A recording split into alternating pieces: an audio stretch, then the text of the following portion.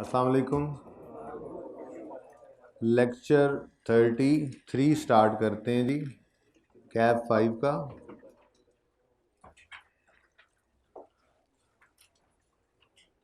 सबसे पहले मैं इस क्वेश्चन नंबर 9 को आपके साथ डिस्कस करना चाहूँगा आज। तो क्वेश्चन नंबर 9 पेज 623 जी, ट्राई किया था इसे।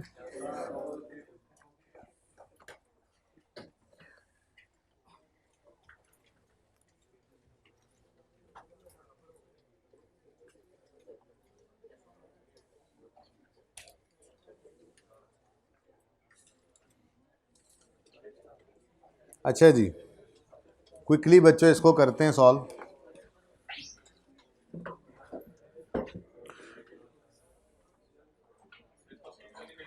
जी, सोल्यूशन इसका इसीलिए कह रहा हूँ क्विकली सॉल्व करते हैं, अभी सोल्यूशन सामने आ जाएगा।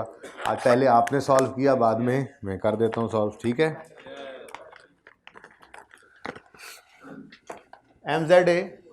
MZA Limited is a company incorporated in Pakistan, was involved in following foreign transactions. Company Pakistani है, कुछ फॉरेन ट्रांजैक्शंस में इन्वॉल्व है।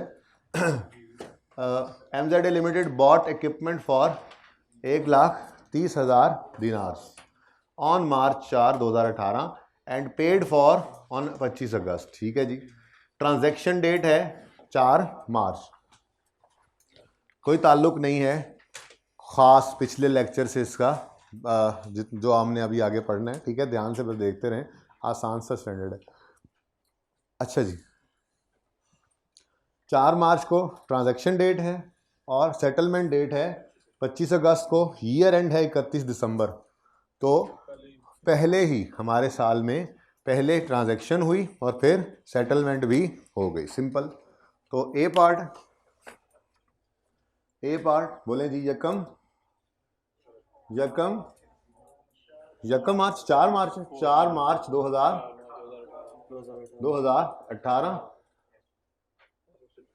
क्या किया जी, MZA ने इक्विपमेंट बाय किया है और 1,30,000 दिनार का 4 मार्च को। अब 4 मार्च पे हमने सबसे पहले तो एंट्री कर लेते हैं, इक्विपमेंट, पैसे बाद में दिए, इक्विपमेंट खरीदा तो एंट्री इक्विपमेंट डेबिट और पेएबल फॉर इक्विपमेंट क्रेडिट। ठीक है जी। अब चूंकि पाकिस्तानी कंपनी है, मैंने कहा था, तो जनरल एंट्री हमने करनी है पाकिस्तानी रुपीस में कितने दिनार बोले, तो डी लिख देता हूँ, ठीक है। डी 1,30,000 दिनार।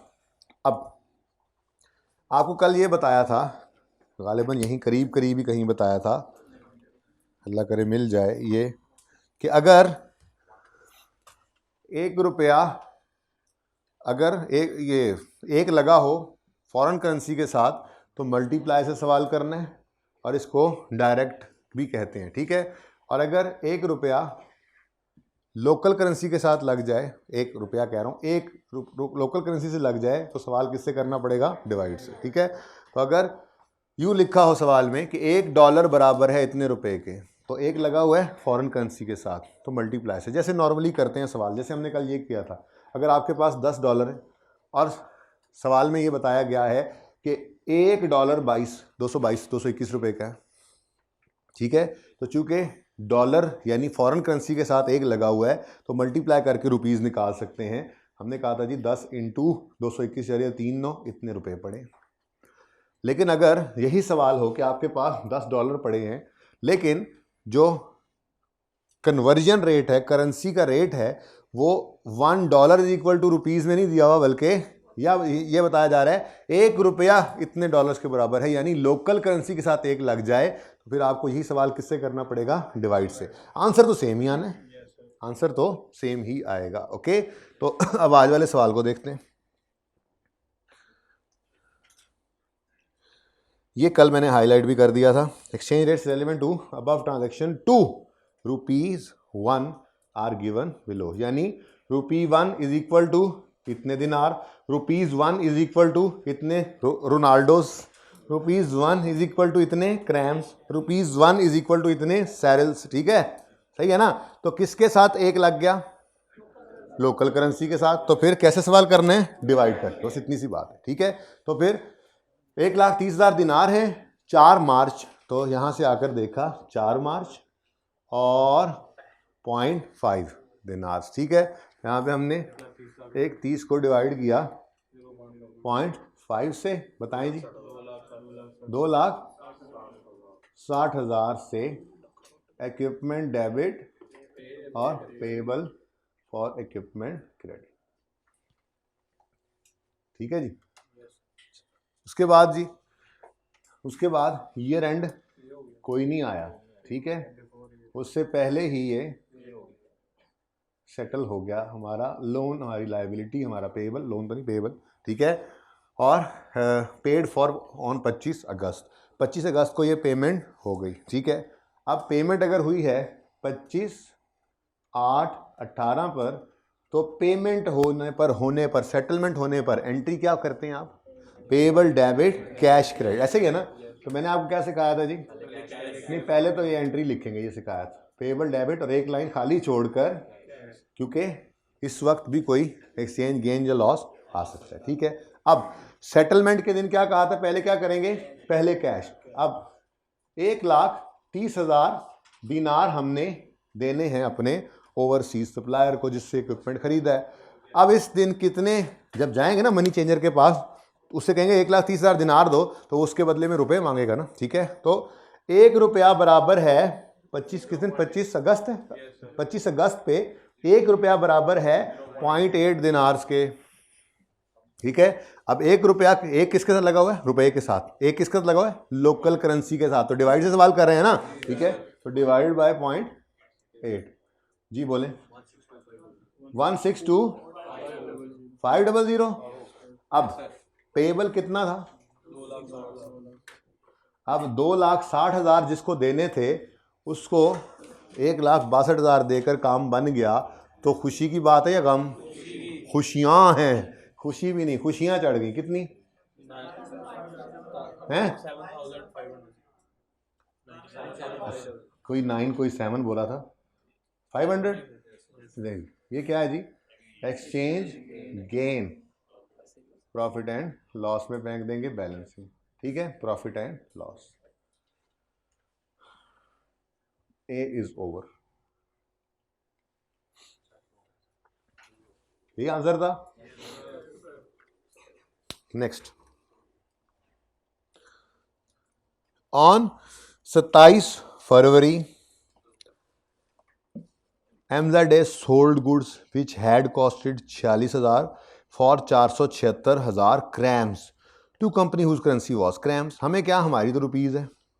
The proceeds were received on 25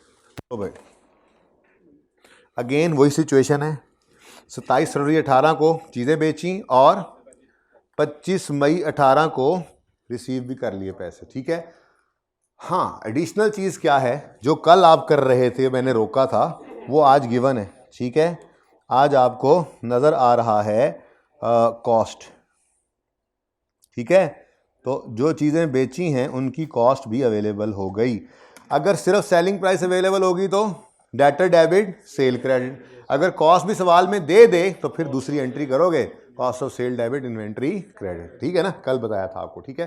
तो 27 फरवरी को 4,76,000 क्रैम्स की चीज़ें सेल की हैं, बेची हैं, और पैसे आ रहे हैं 25 मई को, मतलब 27 फरवरी को तो उधार पे बेची ना, ठीक है।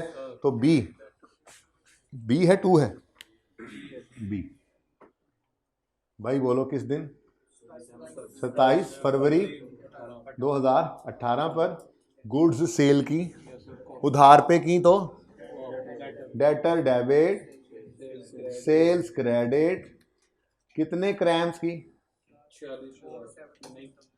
476 था, के लिख दिया मैंने, ठीक है। अच्छा, अब 1 किसके साथ लगा हुआ है, लोकल करेंसी के साथ, तो सवाल कैसे करना है, डिवाइड करके।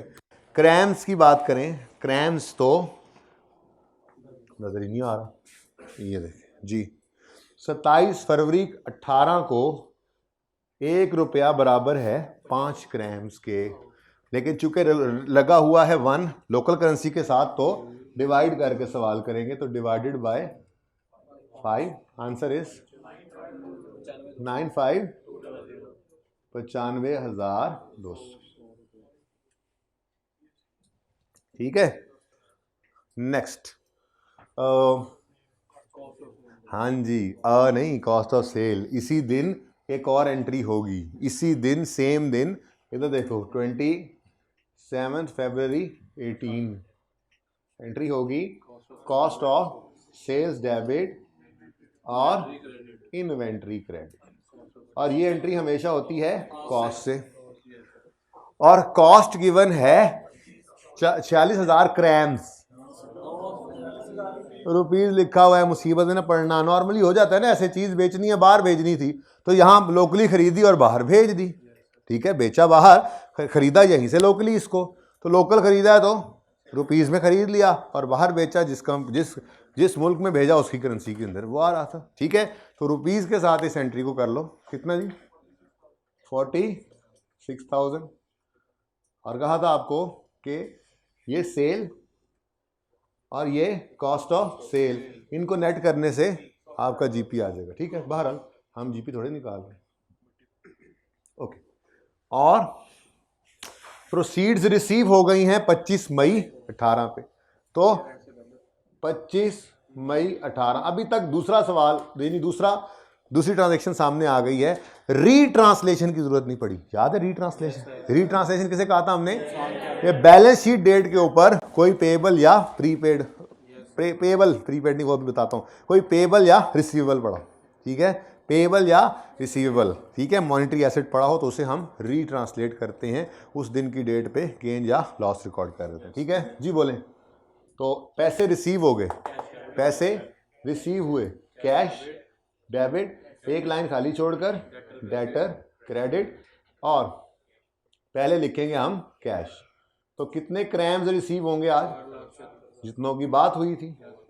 अब 25 मई पर 1 रुपया बराबर है 6.8 क्रैम्स के, तो डिवाइड करेंगे, क्योंकि रुपीस के 1 लगा हुआ है लोकल करेंसी के साथ, तो डिवाइड बाय 6.8 जी, 70,000। लो, ये कैश और डेटर किस पे मौजूद है? ओए होए होए, मुझे तो लगता है गड़बड़ हो गई।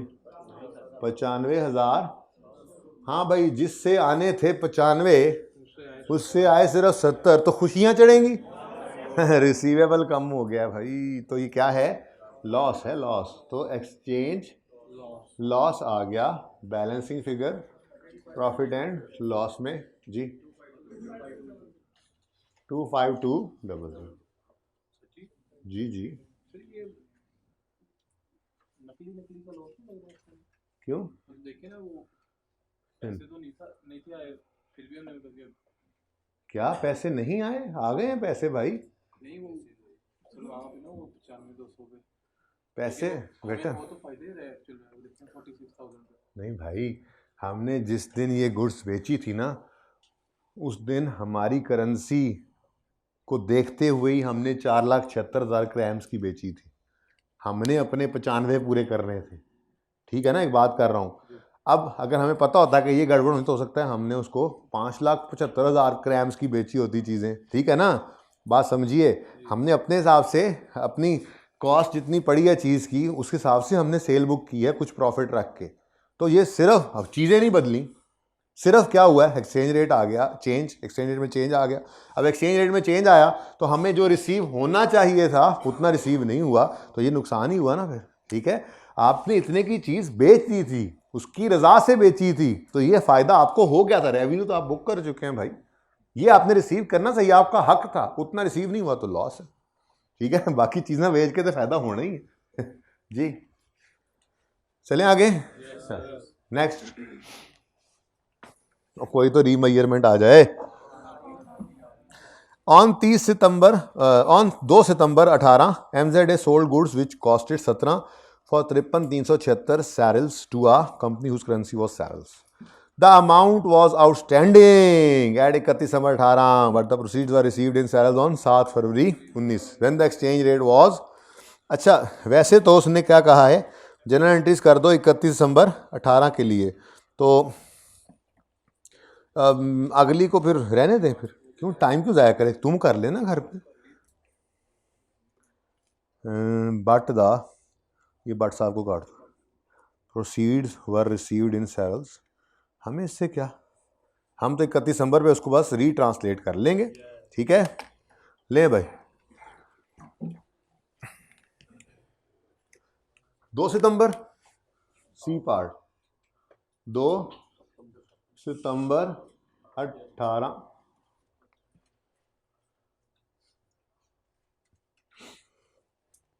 जी, चीजें बेची हो उधार पे, वही entry, debtor debit sales credit, और कितने सैरल्स की 533, इतने ऐसे एक जैसे लगे, चलो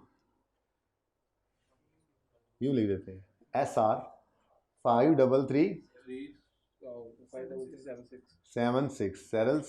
और 2 सितंबर को, चूँकि अगेन मैं बार बार बोल ताकि आपको ये बात याद हो जाए, एक लगा हुआ है लोकल करेंसी के साथ, इसलिए सवाल करेंगे डिवाइड से, ठीक है ना। तो 2 सितंबर को 1 रुपया बराबर है 2.224 सैरल्स के, तो डिवाइड करोगे 2.224 सैरल्स, निकाल लो जी रुपीज, 24,000 480 समथिंग मुझे लगा, ऐसे ही किसी ने बोला है, ऐसे बोलते हैं बस। 24,000 से डेटर डेबिट सेल्स क्रेडिट, हाँ जी, साथ ही क्योंकि सवाल में कॉस्ट उसने दे दी तो फिर cost of sale debit inventory credit की एंट्री भी कर ली, इसी दिन सेम डेट भी लिखो, same date 2/9/18 cost of sales debit और इन्वेंट्री क्रेडिट। क्या कॉस्ट गिवन है जी, 17,000 रुपीज, 17,000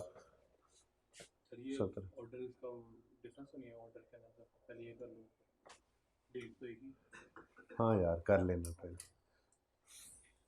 हम बेचते हैं फिर इन्वेंट्री से निकालते हैं ना, तुम पहले इन्वेंट्री से निकाल के बेच दो, कोई बात नहीं, ठीक है। अच्छा जी नेक्स्ट, ईयर एंड आ गया और अभी तक अमाउंट आउटस्टैंडिंग है 31 दिसंबर 18। अब जी एक वर्किंग हम किया करते थे वर्सेस वाली, याद है, तो सैरल्स 53,376 है, डिवाइड क्योंकि रुपीस लोकल करेंसी के साथ 1 लगा हुआ है, 31 दिसंबर 18 पर 2.25 पे पहुंच गए हैं सैरल्स, तो जब 2.25 से डिवाइड किया आंसर क्या आता है 23723, ये हमारी न्यू लायबिलिटी या हमारा न्यू एसेट है, जो भी हो वो न्यू है, ठीक है। इसको हमने कंपेयर करना है पुराने वाले एसेट या जो पेबल या रिसीवेबल जो भी है, वो 24,000 है, ठीक है।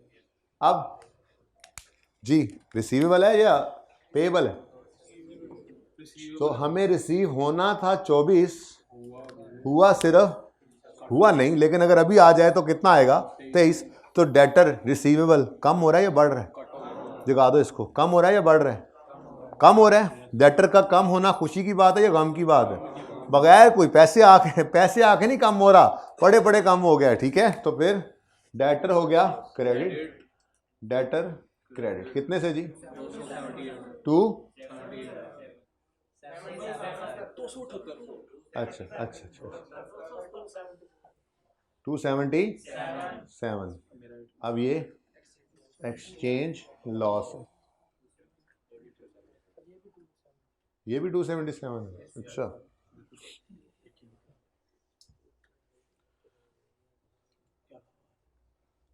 ठीक है जी।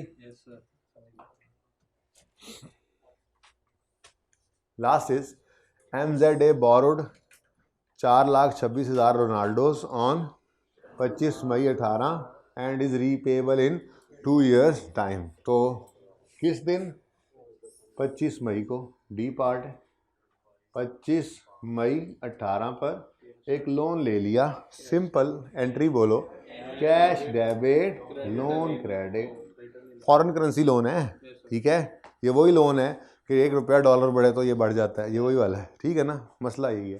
तो कितने रोनाल्डो?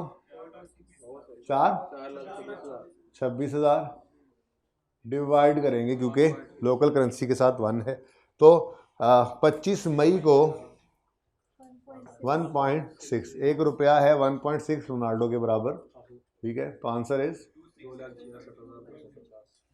66,250, ठीक है जी। उसके बाद अब ये 2 साल बाद कह रहे हैं जाके रीपे होना, नॉन करंट में पड़ा होगा, लेकिन वही बात आ गई ना कि ईयर एंड के ऊपर, तो पाकिस्तान में भी ऐसे ही होता है, ये टैक्स ईयर एंड होता है जब, तो कहते हैं जी अब बैलेंस शीट, जब पाकिस्तान अपनी बैलेंस शीट बनाता होगा हमारा मुल्क, तो वो यही कहते होंगे ना फॉरेन करेंसी लोन है, तो अगर एक्सचेंज फ्लक्चुएशन आए तो उसमें चेंज क्यों आता है, यही वजह होती है, डॉलर थोड़ा सा बढ़ता है तो लाइबिलिटी बढ़ रही होती है, ठीक है ना। तो यहाँ पर रोनाल्डो पता नहीं अब क्या हो गए, बढ़ेंगे या कम होंगे। बहरहाल 31 दिसंबर 18 पर रोनाल्डो 4,26,000 डिवाइडेड बाय 31 दिसंबर पे ₹1 कितने रोनाल्डो के बराबर है? रोलैंड्स कितने जी? 1.4। तो क्या आंसर आया जी?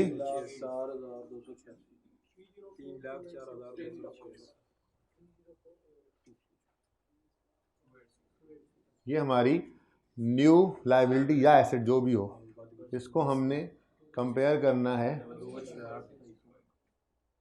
कोई पैसे जैसे और नहीं लिए हमने, ठीक है, वही लोन था, जस्ट हमारी एक्सचेंज रेट की फ्लक्चुएशन आई जिस वजह से हमारी लाइबिलिटी 266 से 304 पे पहुंच गई, बढ़ गई कम हो गई, लाइबिलिटी का बढ़ना कम या खुशी, क्रेडिट या डेबिट? तो loan loan loan payable, loan payable ये बढ़ जाएगा कितने से? 036, और ये एक्सचेंज लॉस है, बैलेंसिंग लिख दो बस, नजर भी आ रहा है वैसे लाइबिलिटी का बढ़ना काम, 38,036, ठीक है जी, सवाल हुआ खत्म। कितने बच्चों ने अटेम्प्ट किया था घर पे और बिल्कुल सही था? गलती हुई किसी से? गलती हुई? क्या गलती नहीं हुई? चल नेक्स्ट।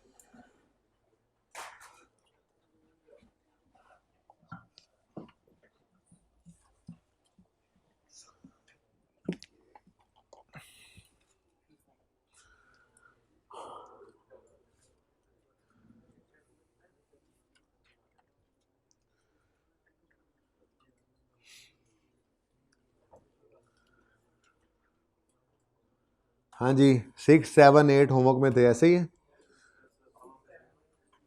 9 तो करा दिया ना, 6, 7, 8 भी नहीं था, 8 नहीं था, अभी लिख लो फिर, फटाफट लिखो अभी, ये ना देर हो जाए जी। क्वेश्चन है कोई? हाँ, कहीं लिखा हुआ है इंटरेस्ट रेट है? आएगा वो भी, टेंशन ना लो, करेंगे बुक, स्केजुअल भी बनाएंगे, इंटरेस्ट लीज अमोर्टाइजेशन जैसा इसका भी होगा, शेजर भी बनेगा, बड़े भी मसले आने हैं अभी तो। नहीं अभी मुश्किल लगा है? नहीं है मुश्किल, नहीं है, बस रोज आते रहे ना। आज का दूसरा काम,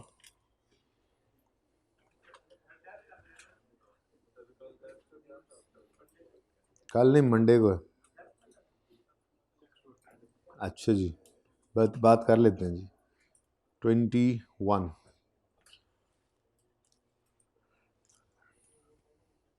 अच्छा ज़रा एक छोटी सी डिस्कशन पहले एक और कर लें, उसके बाद फिर ये यहीं पर ही रहने दें, उधर करते हैं।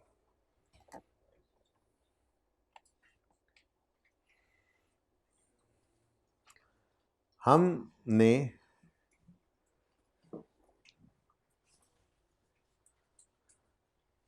एक इक्विपमेंट खरीदा उधार पे, ठीक है, कल वाला सवाल यहाँ किया था या उधर नोट किया था? और नोट नहीं किया था ना, इधर बोर्ड पे नहीं किया, उस पर कॉपी पे नहीं किया था ना मैंने अपनी। चलो फिर इसे समझ लो। कल वो जो इक्विपमेंट खरीदा था, इक्विपमेंट खरीदा उधार पे, मिसाल के तौर पे बीच में ईयर एंड आ जाता है, तो किसको रीमैयर करते, रीट्रांसलेट करते? पेएबल को, इक्विपमेंट को। कल 2 सवाल किए थे इस तरह, एक इन्वेंट्री, दूसरा इक्विपमेंट। इन्वेंट्री उधार पे खरीदी थी तो सिर्फ उधार पेएबल को रीट्रांसलेट किया था, इन्वेंट्री को नहीं छेड़ा था। फिर फिक्स एसेट खरीदा था उधार पे, तो उस फिक्स एसेट को रीट्रांसलेट किया था, ईयर एंड पे नहीं किया था। डेप्रिशिएट भी किया था तो उसी पुराने हिसाब से सिर्फ पेएबल को। तो हम कौन से एसेट्स को बैलेंस शीट डेट के ऊपर वर्सेस वाली कैलकुलेशन से गुजारते हैं और कौन से को नहीं गुजारते, ये देख लेते हैं। कौन सी चीज़ों को गुजारेंगे, कौन सी चीज़ों को नहीं गुजारेंगे। तो एक लिस्ट सी बनाते हैं, फिर उसमें से चीज़ें निकाल के बाहर फेंकेंगे।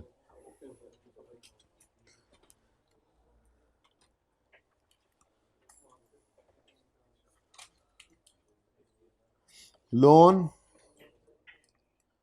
रिसीवेबल या पेएबल। अच्छा, उसके बाद कोई डेटर है, कोई क्रेडिटर है, या कोई और पेएबल है, पेएबल फॉर फिक्स एसेट भी तो था, या कोई बायोलॉजिकल एसेट है। ओहो, चलो इधर कुछ और लिख देते हैं। या कोई प्रॉपर्टी प्लांट एंड इक्विपमेंट है, या कोई इन्वेंट्री है, या क्रेडिटर ऊपर से मिट गया था, इधर ले आए, क्रेडिटर है, या कोई इन्वेस्टमेंट। भाई साहब कह रहे हैं इन्वेस्टमेंट प्रॉपर्टी की बात कर रहे थे, इन्वेस्टमेंट की बात कर रहे थे। इन्वेस्टमेंट प्रॉपर्टी है, इनटेंजिबल है, बस ना कर दी।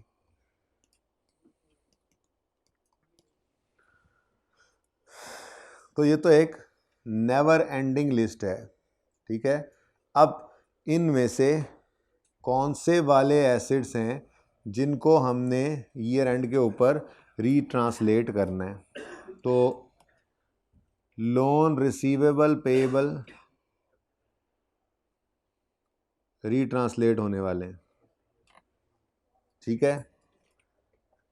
उसके बाद डेटर, डेटर होगा जी, होगा रीट्रांसलेट, ठीक है जी। उसके बाद पीपीई, ये नहीं होगा। उसके बाद पेएबल हो जाएगा। ज़रा फिर इनकी नेचर भी देखते रहें।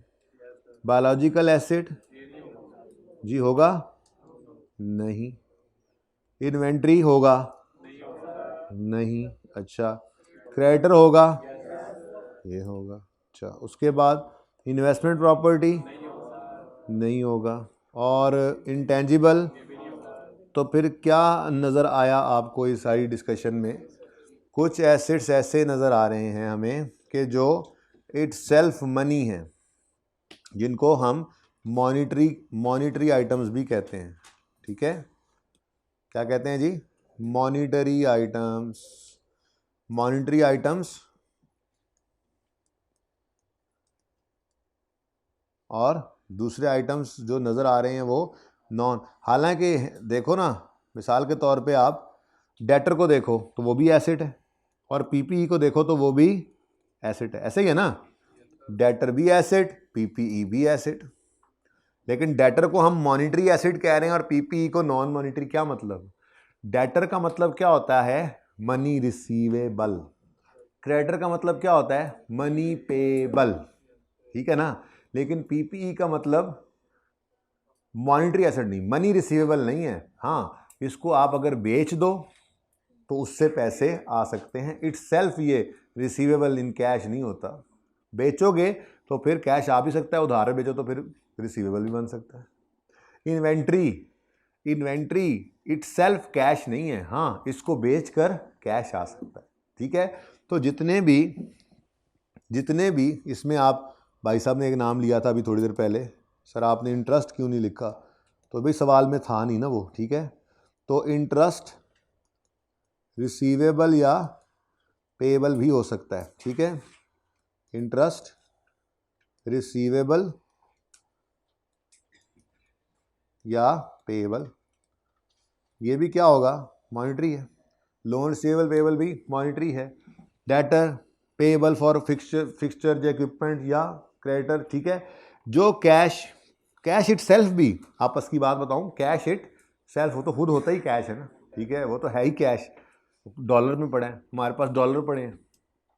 अब अगर डॉलर भाई के पास जैसे डॉलर पड़े थे कल यहाँ पे, ठीक है, वो रोज़ाना वेबसाइट ओपन करके देखते होंगे ये कि मेरे पास जो $2 पड़े हैं, ठीक है, तो रेट का क्या बना, क्यों, क्योंकि जब भी करेंसी रेट में फ्लक्चुएशन आएगी तो उनके पास पड़ा हुआ जो एसेट है, कैश एसेट ही है ना, उसमें चेंज है।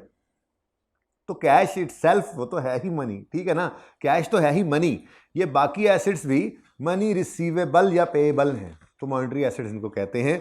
तो ये सारे एसेट्स जो मॉनिटरी एसेट्स होते हैं, इनको हमने ईयर एंड पर वर्सेस वाली कैलकुलेशन से गुजारना होता है। रीट्रांसलेशन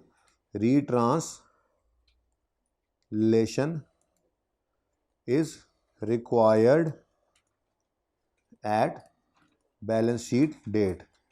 उर्फे आम में इसको क्या कहते हैं हम, वर्सेस वाली कैलकुलेशन से गुजारें,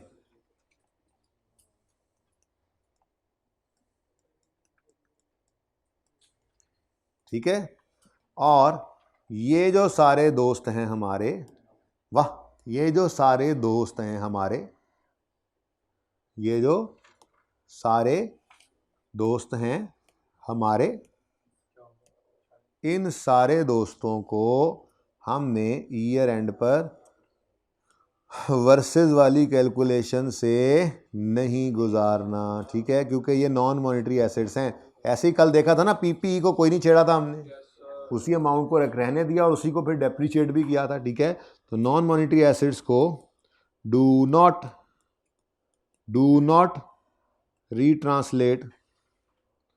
रीट्रांसलेट का मतलब क्या होता है, इनिशियली हम ट्रांसलेट करते हैं उसको ट्रांजैक्शन डेट पे, जो उस दिन का स्पॉट रेट होता है, और फिर बैलेंस शीट पे पड़े उसको दोबारा ट्रांसलेट करते हैं बैलेंस शीट डेट के रेट से, तो उसको रीट्रांसलेशन इसलिए कहते हैं, ठीक है ना। तो do not retranslate at balance sheet date, do not, ठीक है, यानी वर्सेस वाली कैलकुलेशन से मत गुजारें। जो मत देते हैं आपको उस्ताद और आप नहीं मानते और दोबारा आ जाते हैं फिर पढ़ने, वो मत, ठीक है। तो वर्सेस वाली कैलकुलेशन से मत गुजारें, ठीक है जी, उस्ताद की मत को कानों से मत गुजारें, है ना, गुजारें भाई गुजारें, मत गुजारेंगे तो मत आ जाएगी, फिर आपको एक बार फेल होने से मत आ जाती है। मत आप समझते हैं यार, ये क्या ज़बरदस्त ज़बान है, मल्टी, अच्छा जी चलें छोड़ें, तो ये जहन में बात रह जाएगी। अब मॉनिटरी एसेट्स को बैलेंस शीट डेट पे रीट्रांसलेट करते हैं, नॉन मॉनिटरी को नहीं करते। कल हमने यहाँ पे ना 2 सवाल किए थे, असल में किए बोर्ड पे थे, काश यहाँ किए होते। ओ यस, किया हुआ है ये सवाल, ये देखो, इन्वेंट्री खरीदी उधार पे, ईयर एंड पे उधार को रीट्रांसलेट किया, इन्वेंट्री को नहीं किया, ठीक है। बैलेंस शीट में जाके देख लो, इन्वेंट्री जितनी खरीदी थी उतने पर ही नजर आ रही है, हाँ क्रेडिटर बदल गया एक्सचेंज रेट की वजह से, क्योंकि इन्वेंट्री एक नॉन मॉनिटरी एसेट है, बैलेंस शीट डेट पे इसको रीट्रांसलेशन इसकी रिक्वायर्ड नहीं होती, जबकि क्रेडिटर क्या है, मनी पेएबल है, ये पैसे पे करने हैं, तो बैलेंस शीट डेट पे इसको रीट्रांसलेट जब किया तो एक्सचेंज गेन लॉस भी आया, वर्सेस वाली कैलकुलेशन से गुजारा है, ठीक है ना, और यहाँ पे नजर भी आ रहा है। डन जी चल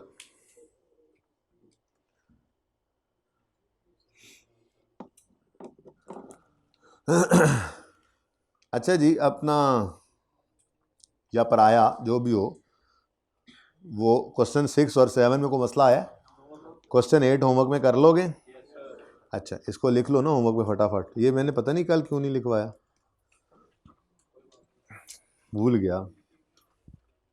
अच्छा जी, इसके अंदर ना अब घर इतवार वाले दिन बैठ के ना समझते रहना कि यहाँ कहीं लिखा नहीं हुआ कि 1 जो है वो जापानीज येन ट्रांजैक्शन हो रही है जापानीज येन में, ठीक है ना। और चुप कर जाओ भाई। और following exchange rates in rupees are available, exchange rate rupees में 1.3 1.2, company uses redline method plan recovery. भाई आपको लग नहीं रहा है यहाँ पे कि 1 किसके साथ लगा हुआ है, लोकल के साथ ही लगा हुआ है। यहाँ पे एक्सचेंज रेट में रुपीज़ लिखा हो मतलब 1 नहीं होता है। वैसे यहाँ पर भी उसने लिखा हुआ था ऊपर कि exchange rate in rupees are available, मतलब 1 रुपया बराबर है इतने येन के। अब ये समझ आ रही है, ये इस तरह से ध्यान से ज़रा देख लेना, ठीक है। 9 आपको करवा दिया मैंने जी। क्या? नहीं नहीं, हाँ ना, तो exchange rate in rupees given है ना, एक्सचेंज रेट इन रुपीज़। हाँ खपना ना, थोड़ा सा खप लेना ना। क्या यही मैं बताना, मुझे बताना भी नहीं चाहिए था, वैसे आपको खपना चाहिए था पहले। चलें कल दोबारा बात कर लेंगे ना मंडे को, जब आप ये सवाल के साथ को थोड़ा खप खपैया करके आएंगे तो। अच्छा जी, चुप कर जाएं।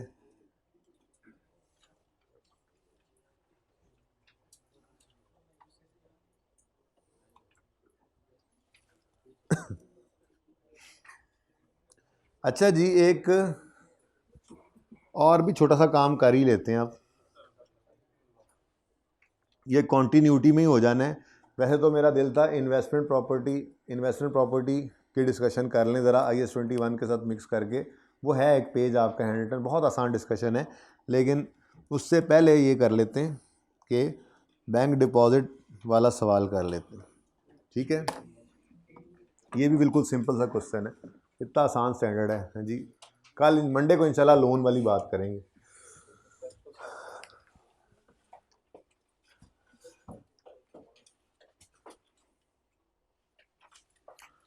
623 और 624 नंबर सफ़े पे सवाल नंबर 11 है। मंडे को इंशाल्लाह एडवांसेस की बात करेंगे और फिर लोन की तरफ जाएंगे, ठीक है। अभी तो दूसरा दिन है ना। अच्छा, अब पाकिस्तानी कंपनी बैंक में पैसे डिपॉजिट करवाए जाएं तो क्या एंट्री होती है, छोड़ो इसको। बैंक में पैसे, वो बचपन की एंट्री जो आपको इंट्रो में सिखाई जाती है, bank debit cash credit, cash की दराज से पैसे निकल गए बैंक में जमा करवा दिए तो इसकी एंट्री होती है बैंक डेबिट कैश क्रेडिट। और विड्रॉ कर लें तो कैश डेबिट बैंक क्रेडिट, दराज के अंदर रखने के लिए रख लिए पैसे हमने निकाल के बैंक से, ठीक है ना। तो ये वही बैंक डिपॉजिट है। अच्छा, तो अब Pakistani company whose functional currency is rupee deposited $70 into a dollar account on Yakam March. The company paid an additional $12 into the account on 30 October 18। Exchange rates available हैं, उन्होंने कर दिए अलग अलग, ठीक है जी। तो सिंपल एंट्रीज हैं,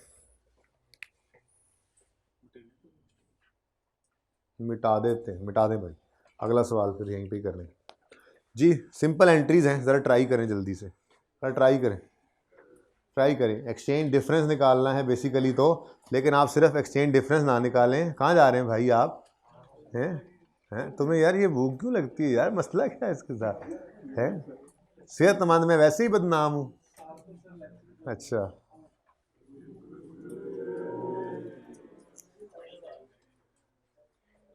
कुंडी लगा दो, इसको आने नहीं देना अंदर।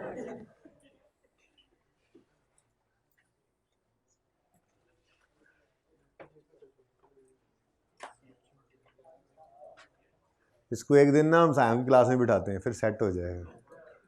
2 घंटे बैठेगा ना जी। अब Pakistani company use functional currency is rupee deposit 70 into dollar current account in bank on यकम मार्च। इसकी रिक्वायरमेंट छोड़ो, मेरी तरफ से रिक्वायरमेंट सुन लो। इसकी रिक्वायरमेंट है जर्नल एंट्रीज करनी है आपने सारी, ठीक है। अब यकम मार्च 18 को, कोई नहीं मैंने किसी को भी टाइम दिया, टेंशन ना लो। यकम मार्च 18 पर, यहाँ से कर लेते हैं ज़रा, यकम मार्च 18 पैसे बैंक में इन्होंने डिपॉजिट कर दिए, ठीक है। एंट्री बनी बैंक डेबिट कैश क्रेडिट, जेब में डॉलर पड़े थे, ठीक है, वो निकाले और बैंक में जमा करवा दिए। Company deposited $70 into a dollar current account, ठीक है। तो कितने डॉलर जी? 70। अब पता नहीं मल्टीप्लाई डिवाइड मैंने ऐसे ही लिख दिया, जरा चेक करते हैं। अगर एक लोकल करेंसी के साथ लगा हुआ, 1 लोकल करेंसी के साथ लगा हुआ तो फिर डिवाइड, और अगर 1 फॉरेन करेंसी के साथ लगा हुआ तो फिर multiply. Exchange rates over period were as follows, ₹120 per dollar. तो एक किसके साथ लगा हुआ है? डॉलर के साथ। एक किसके साथ लगा हुआ है? डॉलर के साथ। तो मल्टीप्लाई सवाल करेंगे, ठीक है। तो यकम मार्च को 120, ठीक है जी, बताएं 8400। नेक्स्ट, फिर मजीद कुछ पैसे उन्होंने और जेब से निकाले और एडिशनल $12 30 अक्टूबर को, ये भी इसी बैंक अकाउंट में डाल दिए। तो 30 अक्टूबर 18 पर बोलें जी, बैंक डेबिट कैश क्रेडिट कितने डॉलर्स में जी? 12 जी, 95। हाँ श्योर? 30 अक्टूबर पे 95 रुपये का $1 पर डॉलर, ठीक है जी। हाँ 1140। डार साहब आ गए? अच्छा, नवाज शरीफ आ गए? अच्छा, अस्तगफिरुल्लाह हो गया? अच्छा। नेक्स्ट, 31 दिसंबर 18 पर सवाल ख़त्म हो गया। मतलब 31 दिसंबर 18 पर फिर ये सारे डॉलर्स हमारे पास पड़े। और बोलो, मैंने लिखा नहीं उन दोनों लिस्टों में, नॉन मॉनिटरी और मॉनिटरी में, लेकिन बात उधर, चलो चलो चलो चलो उधर ही खड़े बात करते हैं, बात पूरी कर लूँ, सुन लो जी। डॉलर, अच्छा, डॉलर तो इट सेल्फ भाई, पैसा तो इट सेल्फ मनी ही है, ठीक है। तो जो जेब में पड़ा हुआ डॉलर है, मैंने कहा था वो भाई साहब रोज़ वेबसाइट ओपन कर लेते हैं और चेक करते हैं कि मनी का रेट आज क्या है, रुपी का इसके डॉलर के अगेंस्ट, ठीक है। मनी चेंजर की वेबसाइट कोई ओपन कर लेते होंगे, ठीक है। गूगल पे लिख दो तो फ़ौरन आ जाता है बल्कि आजकल तो, ठीक है ना। हर रोज़ क्यों चेक कर रहे हैं वो, हर रोज़ क्यों चेक कर रहे हैं? उनके पास जो डॉलर पड़े हैं वो बदल रहे हैं एक्सचेंज रेट के चेंज होने से।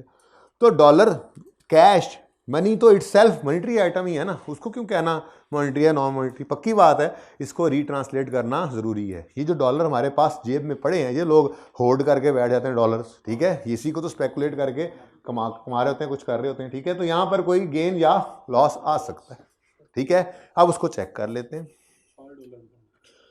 ये $70, ये $70, ये 31 दिसंबर 2018 पर हमारे पास पड़े हैं। 31 दिसंबर ईयर एंड पर डॉलर 97 का हो गया, और 97 रुपये पर डॉलर है ना। तो एक किसके साथ लगा हुआ है? फॉरेन करेंसी के साथ। तो मल्टीप्लाई से सवाल इसीलिए तो कर रहे हैं जी। नहीं कितना? 97। आंसर आ गया 6790। इसको लड़ाई करवाएं इसकी 8400 से। अब ये हमारी न्यू एसेट है, बल्कि लायबिलिटी नहीं है, हमारा न्यू एसेट है। और हाँ, रेट कम हुआ है, तो हो नहीं सकता था ऐसा होता।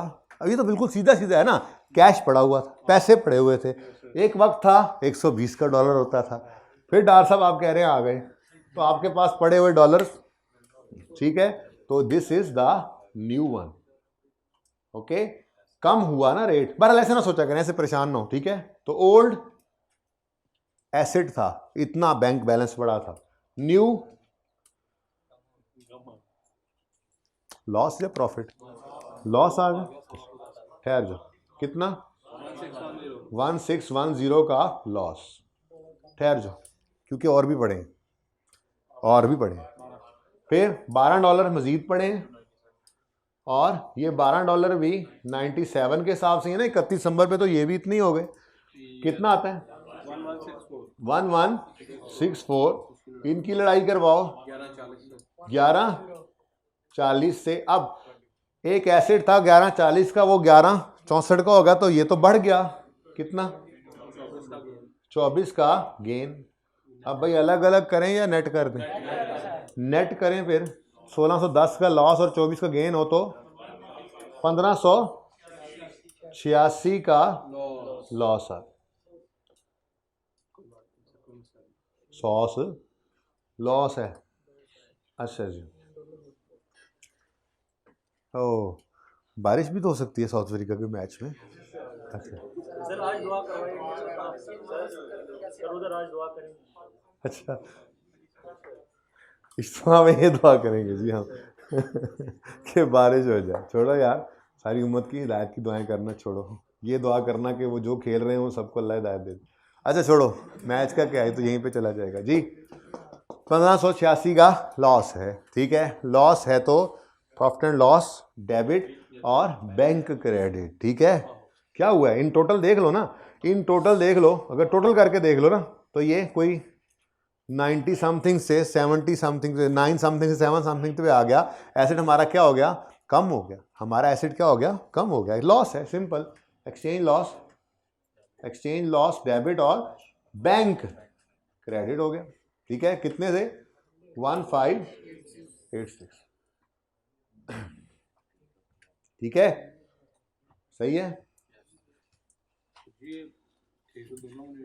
हैं? क्या बेटा, बेटा एक ही अकाउंट है ना। अच्छा जी, ये काम ना थोड़ा मुश्किल है, इसकी बजाय हम एक लेजर बना लिया करेंगे, ठीक है, बैंक का लेजर बना लो। अब इधर देखो, यकम मार्च 2018 पे बैंक डेबिट कैश क्रेडिट, इधर देखो कितने डॉलर्स, 70 इंटू 120, बताएं कितना आया था आंसर, 8400।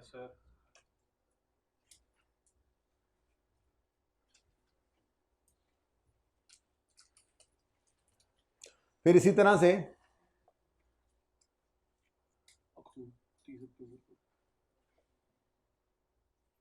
जी, फिर 30 अक्टूबर पे बैंक डेबिट कैश क्रेडिट $12, 95 के हिसाब से 1140 बैंक डेबिट कैश क्रेडिट, ठीक है जी। अब ईयर एंड पे हमारे पास 31 दिसंबर 18 पर क्लोजिंग में कितने डॉलर्स पड़े हैं, टोटल हो गए ना 70 जमा 12, सारे के सारे $82 हो गए, और सारे के सारे इस दिन 97 पे हैं, बताएं total 7954 done.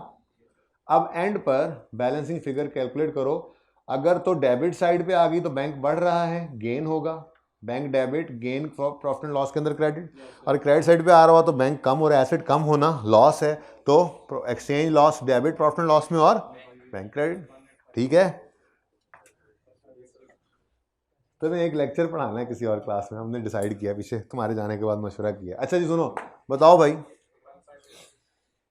1586 profit and loss account में लिख दो एक्सचेंज लॉस, क्योंकि एसेट कम हो रहा है, ठीक है, यहाँ समझ भी सकते हो, bank credit profit and loss debit, तो ये प्रॉफिट एंड लॉस के अंदर जो जाना है ये बैलेंसिंग निकाल लिया आपने, तो यही 1586 डायरेक्ट निकल आया। एंट्री भी देखो क्या हो रही है, ज़रा आसान हो गया ना यहाँ से एंट्री देखना भी, bank credit, profit and loss में एक्सचेंज लॉस डेबिट। ये ठीक है, तो ये ज़्यादा बेहतर अप्रोच, ठीक है।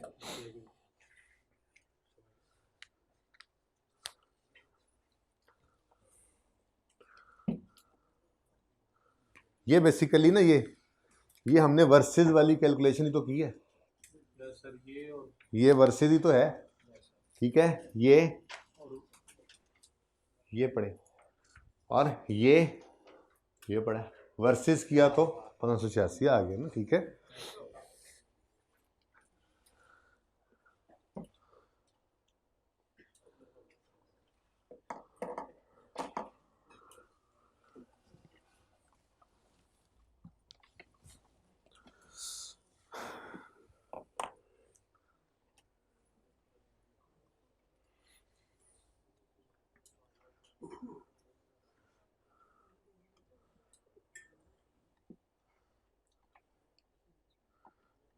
तो अभी हमने क्या कर लिया जी, अभी क्या किया हमने, क्वेश्चन नंबर कौन से पेज वाला, हाँ ये ना पास पेपर 11 समझ लो, 620 पास पेपर 11। देखो अभी इस साइड पे रो रहा है बेचारा, एंड पे इसके लिए कोई टाइम निकालना है हमने थोड़ा सा, ठीक है ना।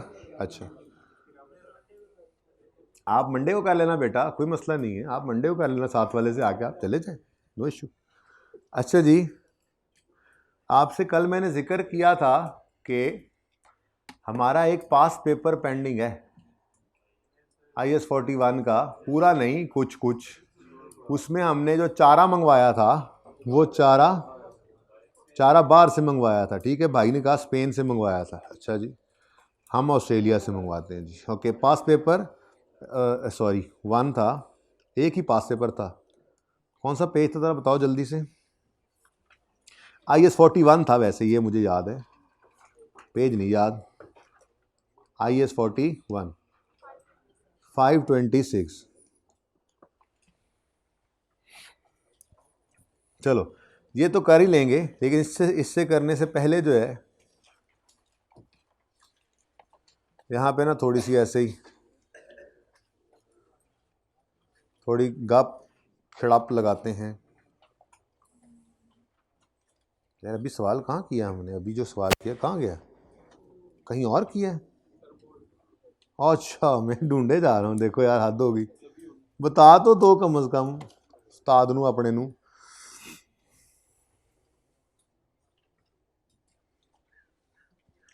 हाँ भाई, किसी ने घर पे रखी हुई हो गायें भैंसें, अच्छा गुड, माशाल्लाह यार, ये तो ज़बरदस्त लोग हैं यार, I really like this.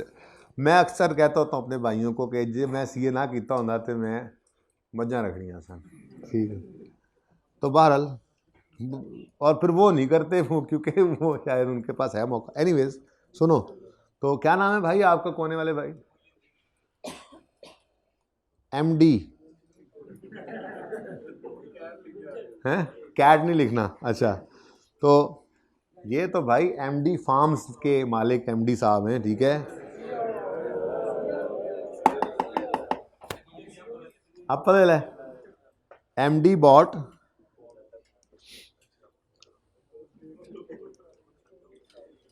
Feed यानी चारा फॉर, क्या भैंसे रखी हुई, गायें भैंसे, buffaloes, मज्जें,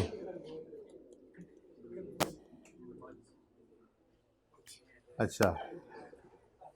MD bought feed for buffaloes costing rupees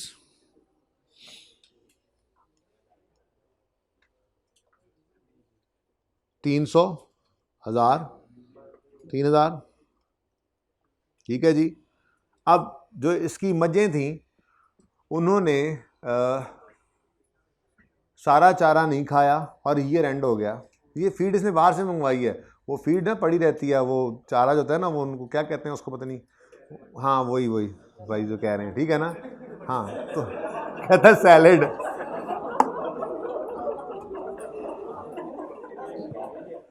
भाई उसने सैलेड नहीं कहा, तुम लोगों को सैलेड समझ आई है,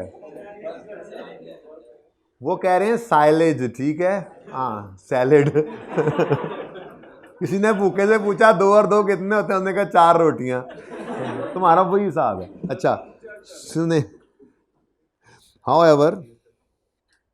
however MD bought feed for buffalo costing 3000, however the buffalo only ate या used 70% of the feed, ठीक है। ये ₹3,000 भी ऊपर ही ले जाएं फिर। अच्छा लो भाई, अब ये एंट्री करनी इसलिए यहाँ पे सीख रहे हैं ताकि हम पास पेपर में जाकर, चलो ये भी आसान, 2-3 तरीके हैं वैसे इस एंट्री करने के, किसी एक तरीके से कर लें, कोई मसला नहीं जी। बताएं जी, जब एमडी भाई ने चारा खरीदा मुहियुद्दीन ने, तो उस चारे की एंट्री ये क्या करेगा? Purchases debit, creditor cash credit भी हो सकता है, लेकिन हम इन्वेंट्री कर लिया करते हैं, ठीक है ना। तो inventory debit, inventory of what?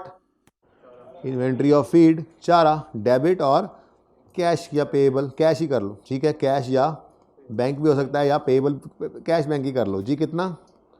3000, ठीक है। उसके बाद ईयर एंड पे जाके जब इसने देखा चारे को, जो उसके जो वो गड्ढे लगे हुए थे, ठीक है, उनको जब इसने गिना तो इसने कहा 10 मंगवाए थे, ये मज 7 खा गई है, तो कितना खर्च हो गया, कितना कंज्यूम हो गया चारा? 70%, यानी 3000 का 70% हम कह सकते हैं कि ये एक्सपेंस हो गया। तो 3000 का 10 गड्ढे मंगवाए थे, 7 खा गई है मज, तो 2100 रुपया का चारा कंज्यूम हो गया, एक्सपेंस हो गया। अब ये हमारी इन्वेंट्री नहीं रहा, ये हमारी इन्वेंट्री नहीं रहा, ठीक है जी। तो 2100 रुपये से एक्सपेंस डेबिट, इन्वेंट्री क्रेडिट, ठीक है। ये ऐसी ज़रा बातों में बात आ गई। चलते हैं अपने सवाल की तरफ, ज़रा आप जाकर देख लेते हैं। एक और भी ओपन है, इसमें जाके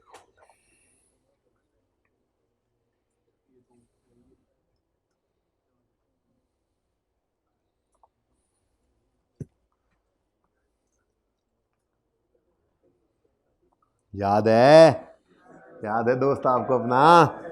अच्छा, गद्दा है, गद्दा।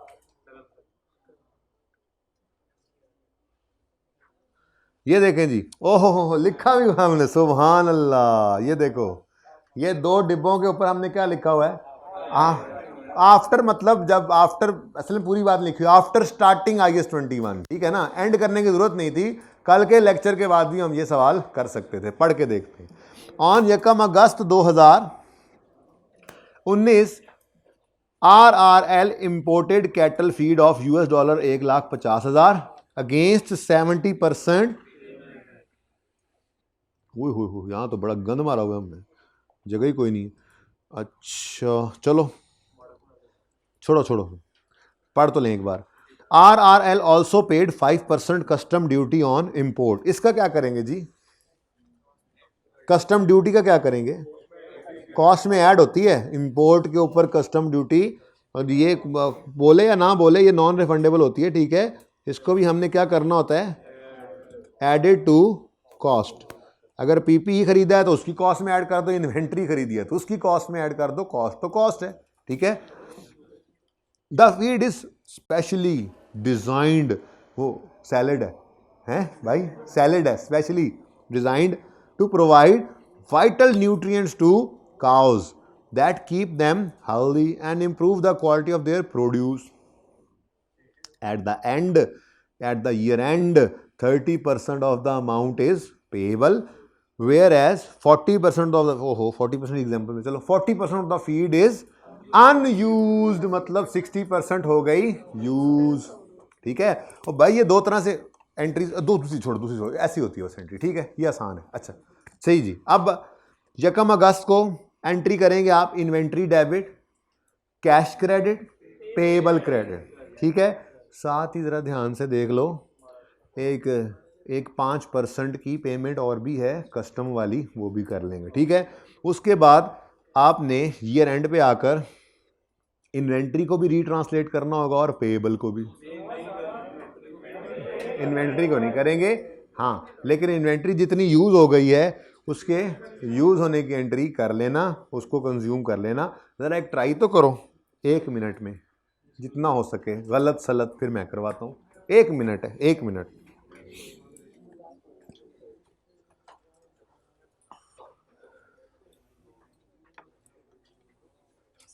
जी बेटा,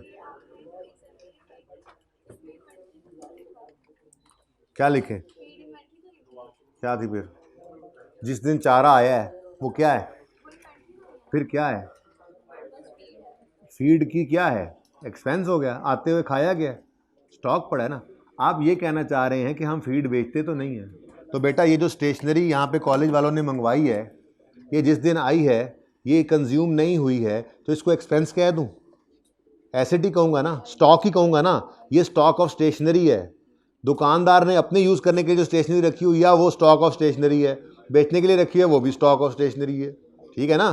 तो कोई मसला नहीं है, फीड हमारा स्टॉक है, हमारी इन्वेंट्री है, नॉट फॉर सेल है, फॉर यूज है, बट है तो जो अनयूज्ड है वो इन्वेंट्री है ना, ठीक है।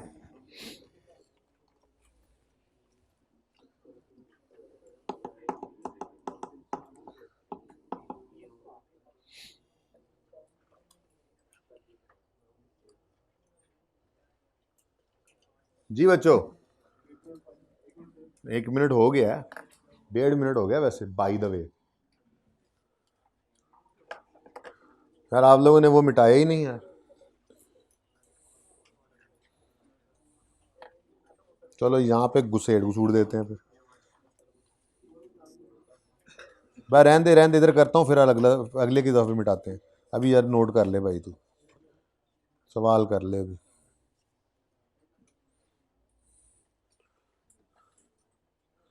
मैं ये कह रहा हूँ ना, चलो यहीं पे बन जाए और फिर बैलेंस शीट इनकम स्टेटमेंट भी बनाएंगे। लो भाई प्यारे बच्चों, इधर देखो। ओहो,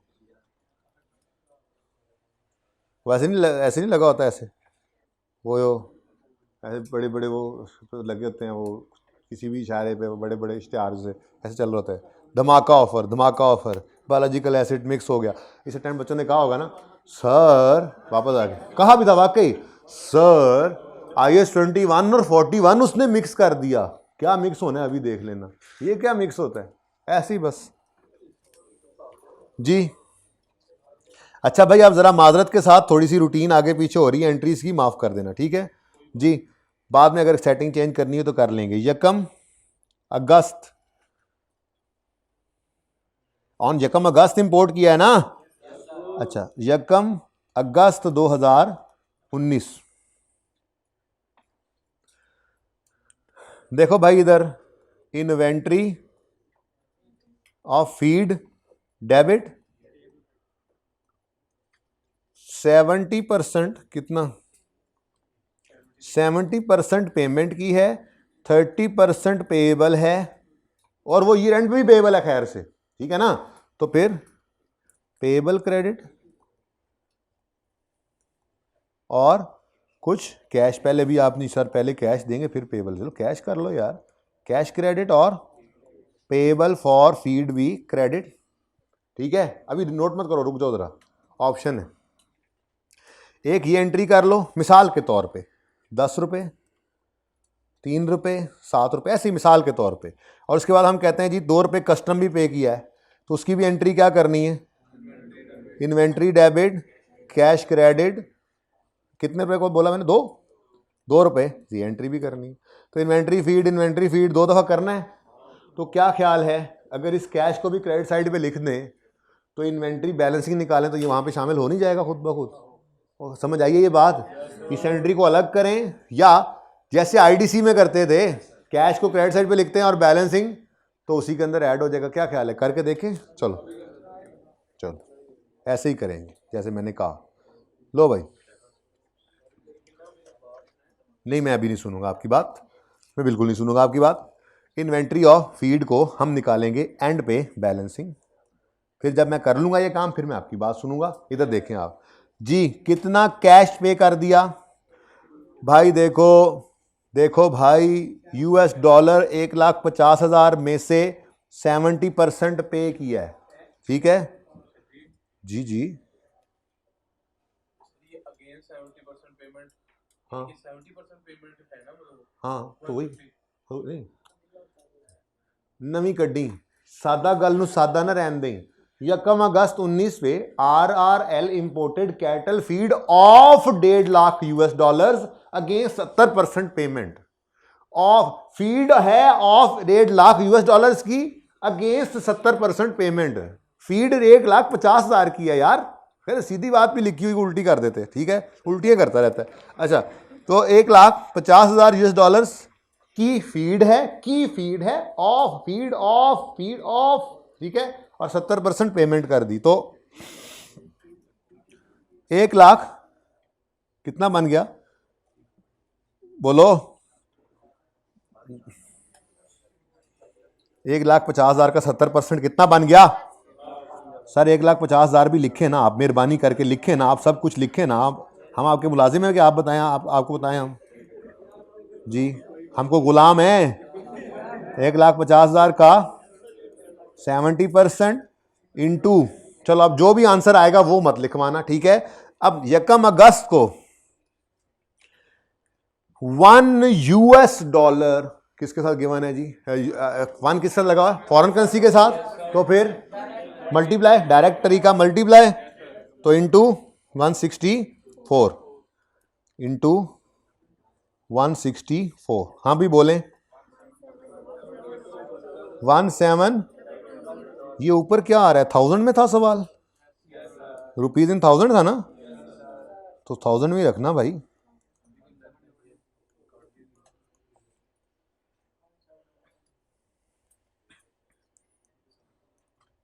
रुपीज इन 1000, ये एंट्रीज में कर ही रुपीज इन 1000 में रहा हूं। अच्छा जी चलें, तो 1.5 लाख डॉलर्स हैं इंटू 70% इंटू 164, जो आंसर आए उसमें आखिरी 3 सिफरें हटा के बताओ। 1722 पहले ही बताई हुई थी। अच्छा बड़ी मेहरबानी आप लोगों की। अच्छा नेक्स्ट, पेएबल फिर कितना रह गया? $150,000 का 30% जो रह गया, रेट तो उस पर भी इसमें यही लगना है पेएबल रिकॉर्ड करते हुए, बोलें 7380। अब एक तो ये है कि अभी बैलेंसिंग निकाल लें, ठीक है, अभी बैलेंसिंग निकाल लें, तो अभी बैलेंसिंग निकाल लें तो भी वही आंसर आना है। 1.5 लाख पूरे के पूरे पर 164 लगा दें तो भी आंसर सही आ जाना है। क्यों? क्योंकि यही टूटा पड़ा है ना। लेकिन मसला ये है कि इन्वेंट्री की कॉस्ट में एक और चीज़ भी अभी ऐड होनी है जिसका नाम है कस्टम ड्यूटी, ठीक है। तो कैश ही है, गवर्नमेंट को देना है, कस्टम ड्यूटी है, कस्टम ड्यूटी पेड कर दी ना पे। अब ये कितनी है? 5%। अब भाई ये निकालना पड़ेगा, ठीक है। ये कैसे निकलेगा? इधर देखें, 1.5 लाख 17,220 है जमा 7380 है, यानी पूरा 1.5 लाख, 1.5 लाख डॉलर है, 17,220 रुपये हैं, उन्हें डॉलरों से क्या प्लस 7380 रुपये हैं, यही रुपये थे ना। ये टोटल अमाउंट बनी थी, ठीक है, रुपीज में। जैसे ही यहां पे पैसे फीड पहुंची, कस्टम वालों ने हिसाब लगा के कहा आज ये इतने रुपए की फीड है। हमने कहा तो मैंने कहा इसका 5% हमारा इंटू 5%। आपने कुछ नहीं कहना भाई, आपने फीड लेके भूखी खड़ी है भैंस, आप वहां पे लड़ाई डाल लें, चुप करके 5% जल्दी से आए जी। तो इंटू 5% कितना है जी? हैं 1230 पकड़ाओ और आओ बैलेंसिंग फिगर बताओ। 25830। लो जी, गायें जो खरीदी थी, गायें कितनी खरीदी थी? 39,000 की सिर्फ गायें खरीदी थी। उनकी फीड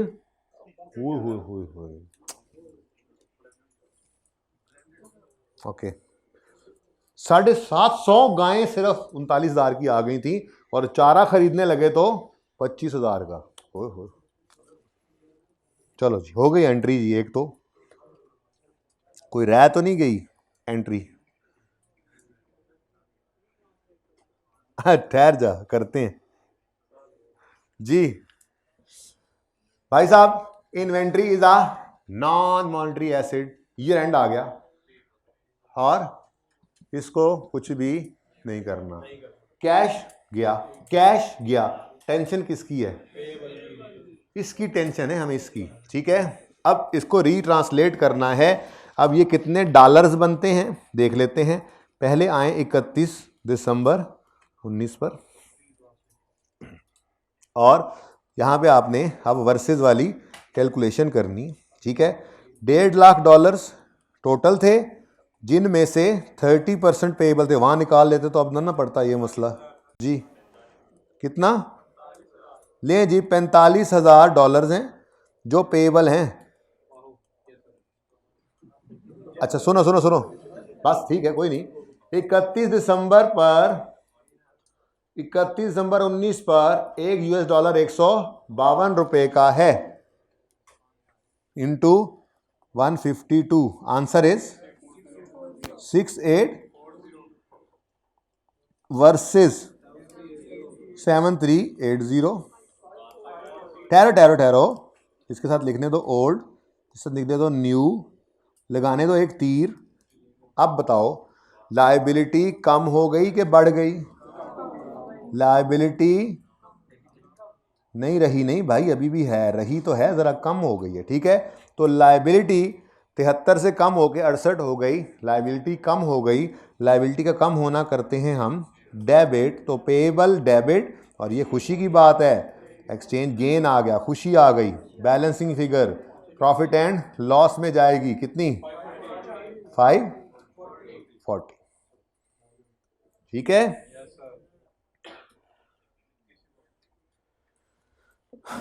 और एक एंट्री बाकी है अभी भी, वो है इधर देखो, वो कह रहे थे 30% अमाउंट पेएबल है, उसको हमने रीट्रांसलेट कर लिया, 30% पेएबल था, और 40% फीड अनयूज्ड है, तो फिर 60% यूज्ड है। दोनों तरह से हो सकती है एंट्री, आप अनयूज को अलग, बहरहाल फिलहाल अब जैसे सिखाया वैसे ही कर लो।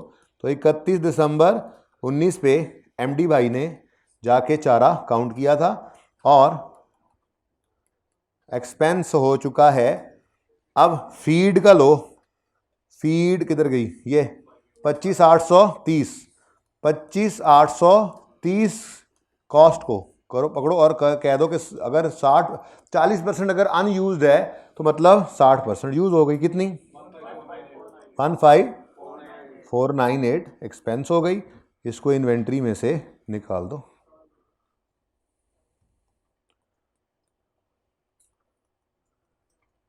ठीक है, सही है।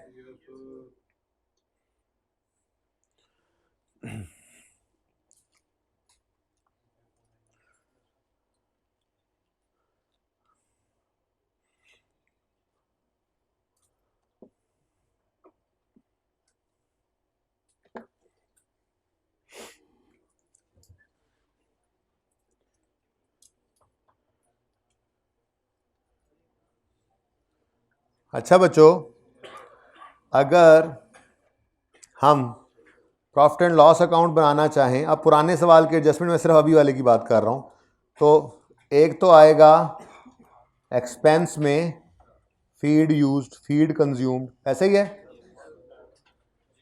कितना आया? 15,498। नेक्स्ट, एक्सचेंज पर, एक्सचेंज रेट की वजह से, फ्लक्चुएशन की वजह से क्या आया है? गेन आया है, एक्सचेंज गेन आ गया। तो ये कितना है? बहुत करीब करीब है, चलो इसको नेगेटिव कर दो, फिर करना है, नहीं भी करोगे तो काम चलेगा। एक्सपेंस और गेन लिखा तो हुआ अलग अलग, ठीक है। उसके बाद पुराने वाले सवाल में से तो दो चीज़ें और भी आ रही थी ना, पर उसको छोड़ो, वो आपको पता है, शायद उस वक्त बनवाया भी हो। प्रॉफिट एंड लॉस में ये लॉस जाना है और ये गेन भी जाना है, ठीक है ना, लेकिन उसको छोड़ो। मैं सिर्फ अभी वाली जो डिस्कशन अभी हुई है ना, सिर्फ उसकी बात कर रहा हूँ। बैलेंस शीट थोड़ी जगह छोड़ देता हूँ, अगर आपने घर पे कंप्लीट करना हो तो। बैलेंस शीट में यार वैसे मुझे पता है रिक्वायरमेंट, नॉन करंट एसिड्स में आप लोगों ने घर पे बायोलॉजिकल एसिड लिख लेना है, और वो बायोलॉजिकल एसिड इधर देखो, वो बायोलॉजिकल एसिड ये वाली फिगर आएगी, पता है ना, ओपनिंग, परचेज, फिर गेन, लॉस और क्लोजिंग लिख लोगे घर पे आप, मुझे पता है। उसके बाद करंट एसेट्स, हाँ भूल गया है तभी तो ज़रा आ गए इधर आज। करंट एसेट्स में आपके पास इन्वेंट्री पड़ी होगी, ये नई चीज़ है, इन्वेंट्री ऑफ फीड, ठीक है। अब रिकॉर्ड की थी हमने 25,830 पर, ये पहली एंट्री, ये इन्वेंट्री डेबिट और ब्ला ब्ला ब्ला क्रेडिट, ये आ गई थी इन्वेंट्री। अब इसमें से यूज हो गई 15,498, उसकी हमने एंट्री पास की, एक्सपेंस डेबिट और इन्वेंट्री क्रेडिट माइनस, अभी ऊपर लग रहा है इन्वेंट्री माइनस फीड लिखा हुआ है, इन्वेंट्री ऑफ फीड। अच्छा जी, 15,498 बताएं जी, क्लोजिंग 10,332। उसके बाद करंट लायबिलिटीज में भी कोई चीज़ होनी है, भला क्या, पेएबल फॉर इन्वेंटोरी, और वो पेएबल इधर देखो 6840 पे उठाकर ले गए थे, नहीं ऐसे समझ आया तो ऐसे देख लो, पेएबल था 7380, 540 से कम हुआ तो रह गया 6840, जैसे मर्जी कह लो, ठीक है। तो payable to supplier of feed 6840, ठीक है। और बाकी सवाल वैसे ही है, लिख लेना बाकी चीज़ें भी, ये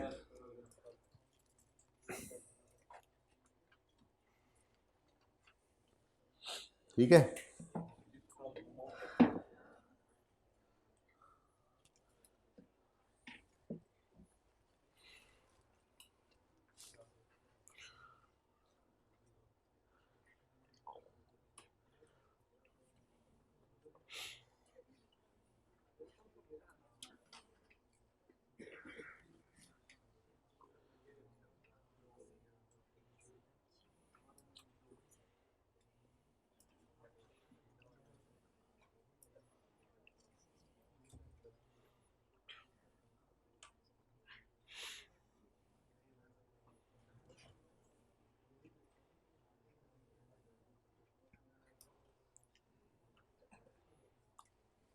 जी चलें,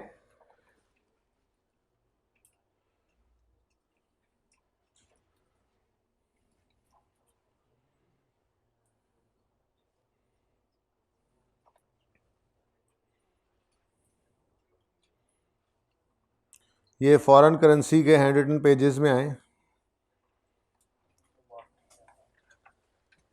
FAR 1 थोड़ी सी रिवाइज करते हैं, ज़्यादा तो नहीं हो गया काम आज, जाएं फिर जिसका ज़्यादा हो गया।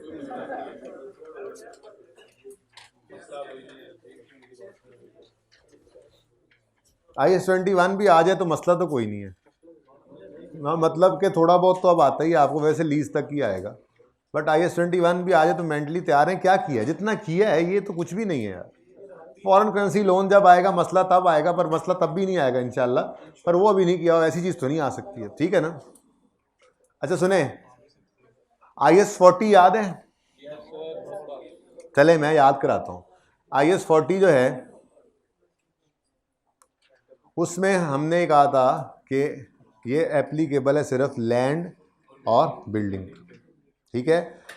लैंड या बिल्डिंग अगर फॉर सेलिंग पर्पस रखी हुई है तो फिर तो इन्वेंट्री है उस बंदे की, जैसे प्रॉपर्टी डीलर है IS 2 लगेगा।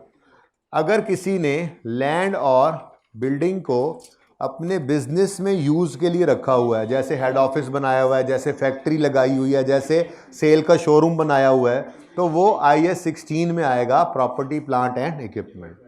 लेकिन अगर किसी बंदे ने लैंड या बिल्डिंग को for the purpose of rentals रखा हुआ है या फॉर कैपिटल एप्रिसिएशन या दोनों मकासद के लिए रखा हुआ है, तो ऐसी सूरत में हमने कहा था इस पे ना IS 2 लगेगा ना IS 16 लगेगा, बल्कि IS 40 इन्वेस्टमेंट प्रॉपर्टी लगेगा। तो पहली बात तो ये हो गई कि IS 40 421 बाद में करते हैं, फिलहाल डिस्कशन ऑफ IS 40 है, ओके।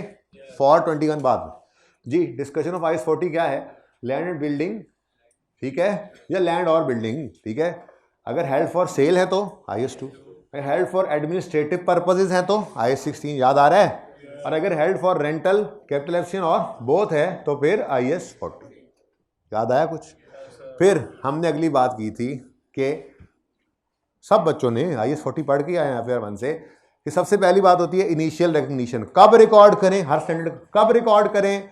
तो उसने कहा था IS 40 ने कहा था IS 16 की तरह से ही कि रिकॉर्ड करो if cost can be measured reliably, future benefits are probable, initial recognition. फिर इनिशियल, हाँ जी ठीक है मान लिया, दोनों शर्तें पूरी हो रही हैं, अब रिकॉर्ड करना है, यानी अब हमने डेबिट करना है इन्वेस्टमेंट प्रॉपर्टी और क्रेडिट करना है कैश या पेएबल। तो रिकॉर्ड जो डेबिट करना है ये किस अमाउंट से करें, कितने पर रिकॉर्ड करें, तो उसने कहा था कॉस्ट, और कॉस्ट में परचेज प्राइस और डायरेक्टली एट्रीब्यूटेबल कॉस्ट को ऐड कर देना, ठीक है। तो इनिशियल मेजरमेंट किस पे करो, add cost including necessary cost such as professional fee etcetera, ठीक है।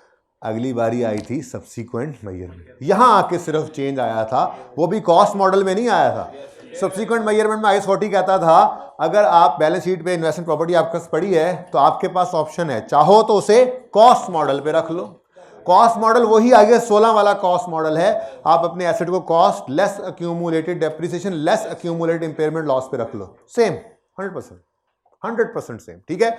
और अगर आप चाहते हो फेयर वैल्यू पे रखना तो फिर वो IS 16 वाला रीवैल्यूएशन मॉडल नहीं है, फिर इसका अपना रीवैल्यूएशन मॉडल, उसको कहते हैं फेयर वैल्यू मॉडल, ठीक है। दोनों में फर्क क्या है, जो कॉस्ट मॉडल था उसमें फेयर वैल्यू की लिफ्ट नहीं, फेयर वैल्यू को लिफ्ट नहीं करानी और हर साल डेप्रिशिएट करते रहना, ठीक है। और जो फेयर वैल्यू मॉडल है उसमें डेप्रिसिएशन को लिफ्ट नहीं करानी, हर साल फेयर वैल्यू पे उठाकर लेके जाते रहना है, दोनों काम इकट्ठे नहीं करने, ठीक है। तो यही बातें हमने पढ़ी थी बचपन में। देखें सब्सिक्वेंट मेजरमेंट में कॉस्ट मॉडल भी है और फेयर वैल्यू मॉडल भी है, ठीक है। एक मिनट,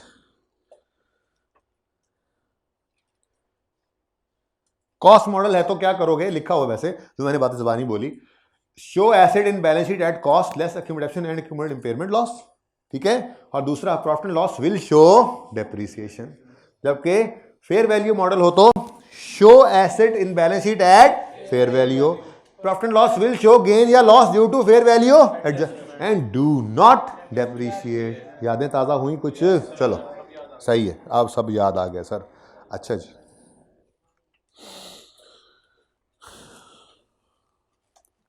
चलो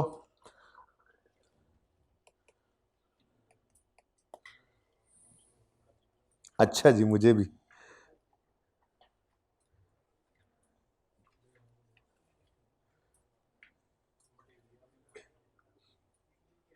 ज़रा आपकी नज़र ना पड़े इसलिए एक एग्जांपल है, ठीक है। Land and building is purchased on 1 January 2011 for 70 including land of 30, life of building is 10 साल, जरा ये मिटा दो यार जल्दी से। Land and building is purchased on 1 January 11 for 70 including land of 30, life of building is 10 साल, फेयर वैल्यू ऑफ प्रॉपर्टी यानी land and building on 31 December 11 is 95 and 65 on 31 दिसंबर 12, दोनों सालों के एंड की fair value given. Prepare general entries for the year and 31 December 11 and 12, मसला ही कोई नहीं, ठीक है। तो आ जाओ जी, सबसे पहले अज्यूम करते हैं कॉस्ट मॉडल, ठीक है। अगर कॉस्ट मॉडल है तो जर्नल एंट्रीज, कोई डेट गिवन है, land building is purchase 1 January 11 for 70, जल्दी से बताओ जी, 1 जनवरी बोलो, 1 जनवरी 11 पर 70 रुपए की लैंड एंड बिल्डिंग खरीदी है और उसका मकसद कहीं लिखा हुआ है, नहीं लिखा हो तो मैं बता रहा हूँ कि इसको हमने इन्वेस्टमेंट वैसे भी लैंड बिल्डिंग अच्छे रेंटल या इन्वेस्टमेंट के लिए रखा हुआ, ठीक है, इन्वेस्टमेंट प्रॉपर्टी की एग्जांपल है ना, ओके। तो 1 जनवरी पर एंट्री होगी इन्वेस्टमेंट प्रॉपर्टी डेबिट, अब ऐसे ना करो पूरा इन्वेस्टमेंट प्रॉपर्टी लिखवाओ, अब ऐसे तो ना करो जी, इन्वेस्टमेंट प्रॉपर्टी डेबिट और कैश या पेबल जो भी हो, क्रेडिट 70 से 70 हो गया, ठीक है जी। उसके बाद ईयर एंड आया और ईयर एंड के ऊपर लाइफ सवाल के अंदर दी हुई है 10 साल, तो ईयर एंड के ऊपर हमने क्या कर दिया 31 दिसंबर 11 पर को डेप्रीशिएट किया, तो depreciation expense debit, accumulated डेप्शन credit. अब 70 क्यों, हाँ बिल्डिंग कंपोनेंट कितना है, लेकिन उसने बिल्डिंग कंपोनेंट तो बताया ही नहीं हुआ, दूसरा बता दिया। 70 में से अगर 30 लैंड है, लैंड एंड बिल्डिंग में से वो कहता है लैंड एंड बिल्डिंग 70 का है, उसमें से 30 का लैंड है, तो फिर बाकी बिल्डिंग ही होगी ना, तो 40/10 4 रुपए depreciation debit, accumulated depreciation, sorry भूल गया जी 4 जी। नेक्स्ट, और कुछ करना है इस साल में? नहीं, और इस साल में कुछ भी नहीं करना। 2 साल की एंट्रीज मांगी गई हैं, बोलो 12 का साल आएगा, दोबारा खरीदना नहीं और दोबारा डेप्रीशिएट कर लेने, डेप्रीसिएशन एक्सपेंस डेबिट और accumulated depreciation credit, straight line method है, ठीक है।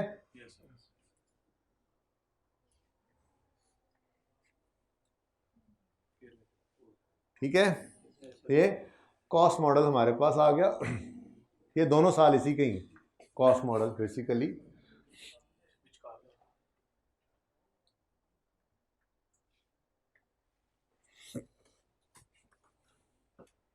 जी नेक्स्ट, अगर फेयर वैल्यू मॉडल हम यूज कर रहे हैं तो यकम जनवरी 11 पर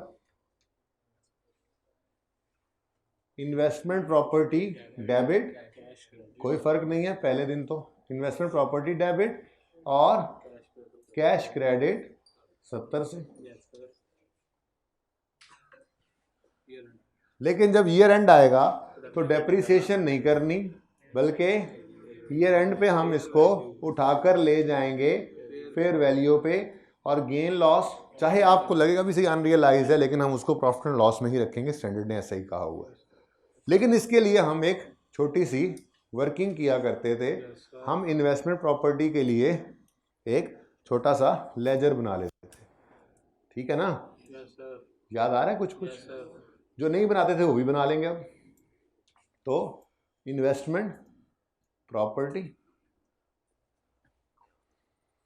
यकम जनवरी 11 पर खरीदा हमने, एसेट डेबिट कैश क्रेडिट 70 का ऐसे, ठीक है।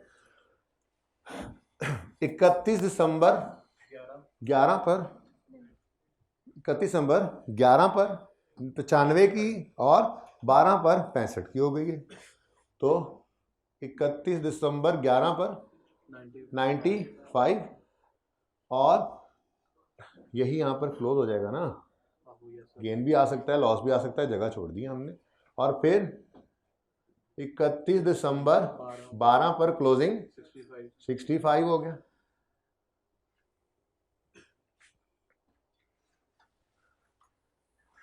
ठीक है, अब पहले साल में 25 रुपए डेबिट साइड पे आ रहे हैं, आसान हो जाता है लेजर में आसान हो जाता है। अभी जैसे बैंक डिपॉजिट का लेजर बनाया था, ठीक है, तो इन्वेस्टमेंट प्रॉपर्टी डेबिट और फेयर वैल्यू गेन, अब ये फेयर वैल्यू गेन है, एक्सचेंज गेन नहीं है, ठीक है, बैलेंसिंग प्रॉफिट एंड लॉस में चला जाएगा।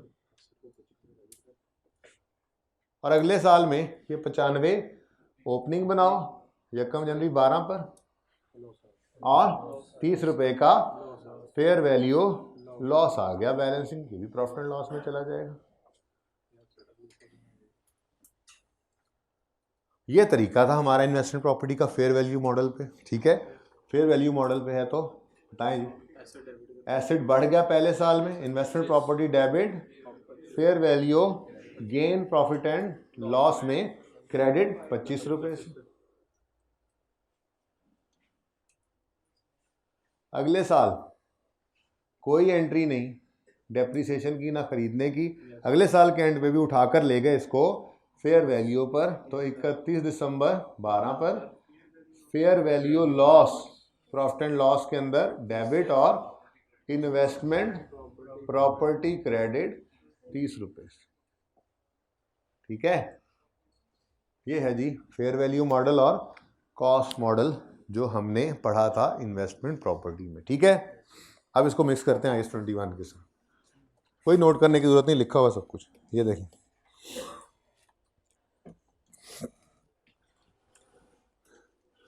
ओके, नेक्स्ट क्वेश्चन है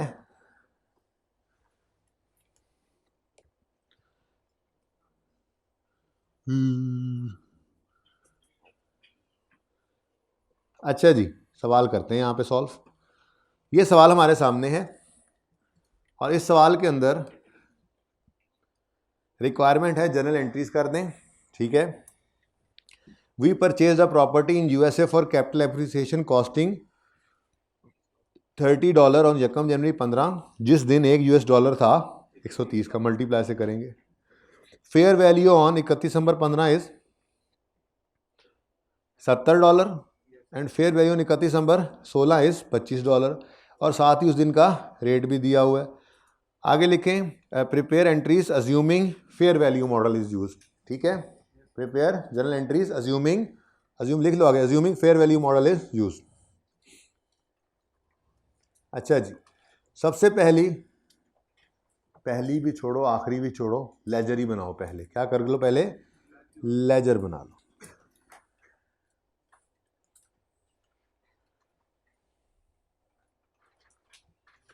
बच्चों तो देखो, इन्वेस्टमेंट प्रॉपर्टी का लेजर जो है वो आपने बनाना है, लेकिन एक बात ध्यान में रखना,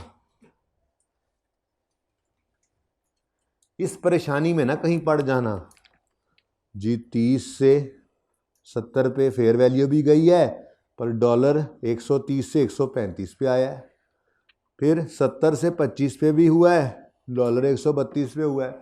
इस मुसीबत में आपने नहीं पड़ना। चाहे फेयर वैल्यू गेन है या लॉस है, चाहे एक्सचेंज गेन है या लॉस है, दोनों कहाँ जाते हैं?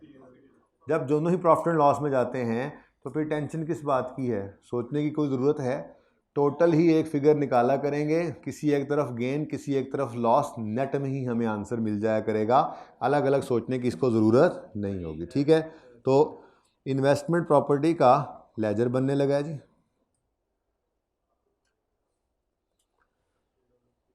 यकम जनवरी 15 पे आपने इन्वेस्टमेंट प्रॉपर्टी खरीदी है। Investment property debit, cash credit $30 की, और इस दिन हर एक डॉलर की कीमत 130 रुपये थी। बताएं, 3900। ये पहली एंट्री आ जाएगी आपकी, investment property debit cash credit. ठीक है, फिर जी ईयर एंड होता है, तो आपने ईयर एंड पर 31 दिसंबर 15 पर अपनी इस प्रॉपर्टी को उठा के फेयर वैल्यू पे ले जाना है, मॉडल जो फेयर वैल्यू है। ठीक है, तो $30 से डॉलर सुभान अल्लाह 70 पे पहुंच गई। बड़ी भाई प्रॉपर्टी का बूम आया वहाँ जहाँ पे हमने ली हुई थी प्रॉपर्टी एवन फील्ड में। तो डॉलर कितने हैं क्या? 31 दिसंबर 2015 पर कैरी डाउन डॉलर कितने हो गए? 70 इंटू इस दिन $1 कितने का है?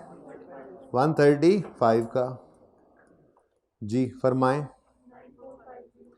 9450। अब कोई गेन है या लॉस है, या दोनों गेन है या दोनों लॉस है, या एक गेन है या एक लॉस है, हमें इसको सोचने की कतई ज़रूरत नहीं है जिगर अब्दुल्ला, हम इसको बस नेट में ही लिख लेंगे। ठीक है, थोड़ी हिम्मत करो, बस 5-7 मिनट। तो हाँ जी, जाओ यार जाओ, जिसने जाना है तो बोला मत करो, फेयर वैल्यू गेन ही लिख लो जी इसको। फेयर वैल्यू क्लास है, अच्छा सॉरी, और अच्छा मैं मुझे समझा शायद कोई दूसरा बच्चा है। बस ख़त्म कर रहे हैं जी। मुझे लगा शायद वो वाले हैं, सर टाइम ख़त्म हो गया है, वो वाले हैं। मैं कहा आज उड़ा देना उनको। नहीं सॉरी बेटा, मुझे पता था पढ़ने वाला बच्चा पूछ रहा, मैं कभी भी ना कहता। जल्दी से आंसर बताओ मुझे, जल्दी करो। हाँ, 555 नेक्स्ट, जल्दी से ओपनिंग बनाओ, जल्दी से। इसको रास्ता भी देने की जरा तैयारी करो। सबसे पहले ये बच्चा निकलेगा मेरा।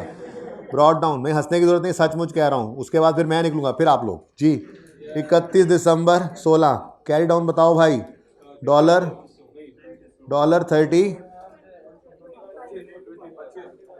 सर आराम से नहीं कहोगे जी, इंटू 132 लो जी, बताओ 3। इसमें कुछ मुश्किल नहीं है ना असल में जी, बोलो। फेयर वैल्यू लॉस लिख दो, बीच में ही एक्सचेंज लॉस गया भाई बस। 61 लो भाई, हो गया मिक्स IS 41 और IS 21। अब एंट्रीज देखो एक बार। Investment property debit, cash credit 3900 से। दूसरी entry investment property debit, fair value gain credit, closing की कोई एंट्री नहीं होती। तीसरी एंट्री इन्वेस्टमेंट प्रॉपर्टी क्रेडिट यानी फेयर वैल्यू लॉस डेबिट और इन्वेस्टमेंट प्रॉपर्टी क्रेडिट, बस क्लोजिंग की फिर एंट्री ना, ओपनिंग की एंट्री ना क्लोजिंग की एंट्री, बस कहानी खत्म। ये entry investment property credit, fair value loss, profit and loss में डेबिट, ठीक है। वैसे तो अभी मेरी प्यास नहीं बुझी थी, अभी मैंने काम करवाना था, लेकिन मेरे इस दोस्त की वजह से अब मैं बस कर रहा हूँ। लेकिन बात सुने, अब ये अब मंडे को लाजमी होंगे, ठीक है। पास पेपर 11, 21 थोड़ी सी थेरी, ठीक है। ये पास पेपर 11 2 दफ़ा वैसे ही लिखा गया, ठीक है ना, ओके। तो ये 3 चीज़ें इंशाल्लाह करेंगे हम लेक्चर 34 के साथ। अल्लाह हाफ़िज़।